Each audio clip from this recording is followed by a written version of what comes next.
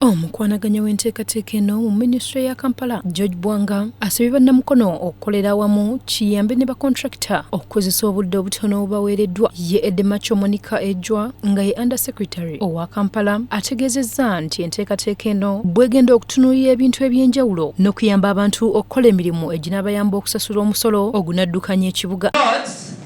People will be able to produce, market their products and pay taxes with minimal resistance. Nampala w'abakozi ba gavumenti ku lukiiko lw'ekibuga Francis Byabagambi alabudde bannamukono naddala bakulembera okwewala obulyake nti era anaakwatibwa si waakuttirwa ku liiso. I believe all of you have heard the president talking about corruption, heaping everything on the accounting officer. We should not take this lightly, because I believe you also don't want to see me in newspapers. So let us all cooperate. When you are given an activity to do it with a passion, do it in order to ensure that you are accountable. Mu mbeera y'emu bannamukono era balabuddwa okukozesa obulungi omukisa oguze n'enguudo basobole okutumbula ekitundu kino. Gavumenti yateekako pulogulaamu eno negamba opakola oluguudo tebakola luguudo for the sake of making the road. Bagala oluguudo, you harness the potential of the road and you do business. So this program is not all about making roads, but it's about opening the business potential by use of what? Infrastructure. Ye mmeeya w'ekibuga kino Erisa Mukasankoyoyo asinzidde wano n'alaga obutali bumativu bwe eri abamuwalampa nga bamulangira okugenda ekyankwanzi okusisinkana Pulezidenti Yoweri Kaguta Museveni nti si yasoose okukikola era bamuveeko. Musajja wa DP. Teyangoba yabuuzabuuza ku lediyo kumwaba mugoba mumugoba naye kyakulemwamugoba mumugoba. Did you go to Changwa? Did you meet the president? I went to Changwa on interest of the minister. The president was not even there. You know what about to do same nagende Changwa. Makakatonda mumuzi nagenda kuba minister byabagambi. Era no mpita next week. Yes. Sente zino abana mwena mwasiima nemwati agambi agenze kuleeta sente. The man has been involved in a very big work. So I'm happy because of this man. I'm also happy because of the district service. Wabula enkulaakulana newankubadde ng'ejja n'ebimu ebikosa abantu ate kirungi bannayuganda ne bagikozesa bulungi kubanga ebiseera ebisinga ebeere. Olw'endabika yaffe tubadde tusanga obuzibu nga we are not considered. Why? Reason esooka nga bwe nkugambye nti olw'endabika yaffe batulabanga abatazzeeyo oba ssente sikitegeera naye ne batukuba tekinikale tebatuwa information kukunga bannaffe kulaba nga twetaba mu programs ezo. Ne nsaba muzeeyi nti ngaffe abaana ba ghetto oyambe Meja Kuteesa ne General Damulira batukolereyo akabaluwa structure yaffe eyingizibwe muli mu concept omwo ey'emyoga ne PDM nga batuleetanga special group olwofe abakulembeze ba ghetto kitukakateko okwogera n'okugenda wansi ku ground okukunga abavubuka bannaffe beetabe mu nkulaakulana eno.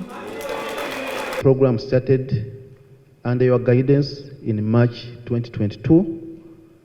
And I've been working on it with my team under the leadership of the Minister for Kampala and the State House Controller. Previously, these ghetto youth did not have leadership. So many people were calling themselves leaders, president of ghetto, chairman of ghetto, coordinator of ghetto. But one thing which we did was to create leadership from the youth themselves. So the problem of the ghetto starts with our secretariat, NRM secretariat. That problem is Banavasoma, these educated people, how to deal with Abatasoma. But also Abatasoma, they also have their Bunafu. Because We, the freedom fighters, know Uganda well. Wano temwetaaga kulwana.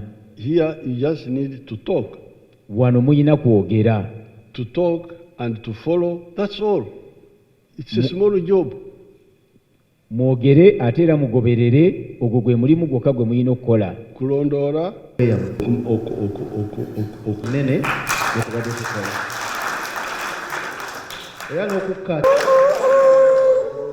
Bw'otuuka mu kitundu kino naddala awaali ekkubo erigatta ku byalo ebisoba mu 10 okuli Kyungu, Nsuube A n'Ensuube B, Namumira, Dandira, Namanve, Nabuti n'ebirala osoberwa kubanga bw'obeera otambulira ku pikipiki olina okusooka okusasula nusu 10 olwa wano olw'abavubuka ne balyoka bakuyambako okugisitula eyo piki yo okusomoka ate bba b'emmotoka mwattu baabivaako dda nga balina kwetooloola Namumira okusobola okutuuka ku maka gaabwe, ekintu kye bagamba nti kibazibuwalira. Embeera eno tekosezza bantu bano bokka wabula n'abaana b'amasomero nga kati omuzadde alina kusooka kufuna bodaboda esomosa omwana we olwasanga emmotoka y'essomero ate n'abasuubuzi mu kiseera kino bakaluubirizibwa kubanga bwe baali batambulira 3,000 eza kuno kati basasula eziri wakati w'5,000 n'akanaana okugenda emukono. Tusobodde okuwayaamu n'abamu ku bagoba ba bodaboda abasinga okukozesa ekkubo lino ne batunnyonnyola ku bibasoomooza. Abantu betuvuga ba ssente entono gy'omuntu wano paka mukono n'omutwalira 3,000. N'abasuubuzi abali basuubula ekyungu abamu tebakyasuubula olw'olugendo. Abapoliisi bakusanga wano piki ne bagikwata ne bagitwala egyo 9,500 ebiyita wano. Olina kwetooloola eri yonna yonna mpaka eri okomewo ssente oyo omusabaze oba omuntu w'edduuka akukaabirira. Ye Helen Nakonde nga musuubuzi mu kitundu kino akasizza nga bwe bali mu kufiirizibwa ebyensusso. Kubo ababoda bo baatwongezaamu ate ne kireetera abaana baffe okufiirwa emirimu emirala bali awo bo basitula piki. Wesisuubira nga bavawo akasente akakola ki? Baba mu ku bavubuka abakola omulimu ogw'okusomosa pikipiki bakinogaanyizza ng'embeera bwe yasooka okubakaluubirira era ne bayiiya ekyokukola newankubadde nabo ensimbi ezibasasula nga bakola omulimu guno bagamba za munyoto ddala. Kugamba nkomawo n'akwata wali n'enamba puleti tumanyi nnyingi bwe tunaakwatako bajja kutusa. Nusu 10 kagende kadde kunusu z'olu bweyaga tukusitulirako nga kwoli n'omalayo akasente koleme genda ng'otolotooma. Obusajja bukambwe nabwo essegeera ogenda kasitula okazeeri agenda simbula busimbuzi nti nkomawo. Ate abatwala ebyokwerinda mu kitundu kino baka abatwawanga ntulege olw'emisango okweyongera. Abantu abo banyigirizibwa nnyo era bakoseddwa nnyo olw'embeera y'okusala wano, naye singa badde batukoleddeko mangu ng'ebitundu ebirala ku Red Crossing yaffe ne bagizaawo bulungi abasuubuzi ne batakaluubira. Obuzibu ba boda abantu abalala bajja ne bayingira ku lwere wano ne bakuba abantu obutayimbwa batuuta epiki z'abantu ku lwere wano n'obuzibu bwa lwere. Badde tusaba batereeze lwere abantu bafune emirembe. Abakulembeze ab'enjawulo okuli Kansala Ronald Kawooya ssaako ne Mariam Kisaache Gabula bagamba nti ebyobusuubuzi mu kitundu kino bizingamye. Tufunyeemu okwennyamira olw'ensonga nti leero eno kuba yakolebwa emyezi kati gigenzemu 2 naye wano awantu wano wagaanye okuggwa ate nga bw'otunulamu wagatta ensubuligana wakati w'ebyalo bino. Kakati okusinziira ku babbo 3,000 tezikyamala muntu kugenda mukono alina kusasula 4,000. Kakati amafuta bw'ogatunuulira amafuta ga bbeeyi kati n'osaasira abaana bano. Tuufu bizinensi zizze emabega, ababodaboda tebakyakolera ddala ssente, naffe abatambuze abasaabaze be batambuza tukaluubiriziddwa nnyo. Bano bongeddeko nti ekkubo lino libadde libayambako okusalako akalipagano k'ebidduka naddala okutuuka e Namanve lyabadde nga bakozesa kyokka n'abakyala kati basanga obuzibu bw'okusomosa abaana era bano bakubidde gavumenti omulango ogutakungula okuvaayo okulaba nga ekkubo lino litereezebwa. Tusaba batuyambe bajje bakolewo tusobole okwangula naffe emirimu nga gavumenti. Ye injiniya akulembeddemu eddimu lino okuva mu Uganda Railways Corporation Robert Kafera Sekitoleko twogeddeko naye ku lukumo lw'essimu n'akinogaanya nti ebisoomooza abantu bingi wabula bagenda bikolako mu kaseera mpawe kaaga. Tugenda kusayinga contract akole level crossing, tuziyita level crossing, akole amakubo ago gabe nga gasobola okugguka ebbali n'ebbali. Tugenda kumwongera jo twabadde naye n'atukwasa oluguudo oluwedde tumugamba kati ogenda sooka omala okukola zino level crossing, so bagambe bagumemu katono bajja kuba balaba nga tukola. Newankubadde ng'enkulaakulana ejja n'ebisoomooza bingi, wabula ate gavumenti eba eyagala kukulaakulanya bitundu n'okuyambako abantu mu ntambula, naddala ng'eggaali y'omukka ng'ezimbiddwa mu kitundu. Bajjena abawerera ddala 5 be bagenda okuwummula amagye aga UPDF.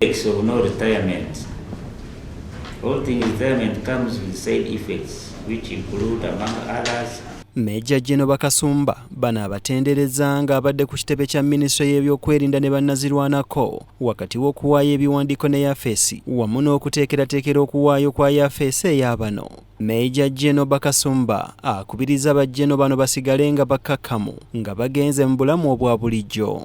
Ono abakubiriza nnyo okubeera bamwoyo gwa ggwanga awamu n'okwewala okwenyigira mu by'obufuzi ebittattanya erinnya ery'eggwanga. Our subordinates, our juniors, to take over after us. We should not be competing clearly with our juniors. No, why? We should prepare them because we are all facing in the same direction of retirement.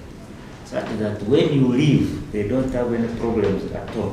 Bajjeno bano mu kunnyuka gavumenti ebaako ke bakwatirayo n'ebawa era nga Major Bakasumba abasabye okukakozesa obulungi. The retirement package has been improved due to salary enhancement for all UPDF officers.